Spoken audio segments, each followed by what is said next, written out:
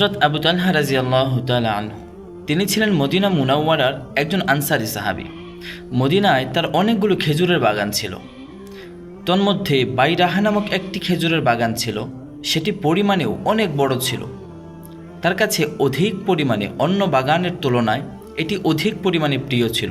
আল্লাহ তাআলা যখন কালামে পাকে এই আয়াতটি নাজিল করেন, লান তানালুল বিররা হাত্তা তুনফিকু মিম্মা তুহিব্বুন, অর্থাৎ তোমরা ততক্ষণ পর্যন্ত অধিক পরিমাণে নেকি অর্জন করতে পারবে না যতক্ষণ পর্যন্ত তোমাদের প্রিয় বস্তুটি আল্লাহর রাস্তায় দান না করবে। এই আয়াত নাজিলের পর হযরত তালহা রাদিয়াল্লাহু তাআলা আনহু তার বাগানের মধ্যে সবথেকে প্রিয় যে বাগানটি ছিল বাইরাহা, সেটি নবী করিম সাল্লাল্লাহু আলাইহি ওয়াসাল্লামের কাছে সুপর্দ করে দেন, দান করে দেন। নবী পাক সাল্লাল্লাহু আলাইহি ওয়াসাল্লাম তখন বলেন যে এই তোমার প্রিয় বাগানটি তুমি তোমার আত্মীয় স্বজনের মধ্যে বন্টন করে দাও। তো তালহা রাদিয়াল্লাহু তাআলা আনহু রাসূল সাল্লাল্লাহু আলাইহি ওয়াসাল্লামের নসিহা মোতাবেক তার আত্মীয় স্বজনের মধ্যে সেটি বন্টন করে দেন।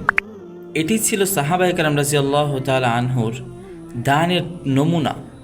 আল্লাহ পাক রব্বুল আলামিনকে তারা কতটুকু ভালোবাসতেন, আল্লাহর রাস্তায় তারা দান করতে গেলে কতটুকু উদারতার সাথে দান করতেন।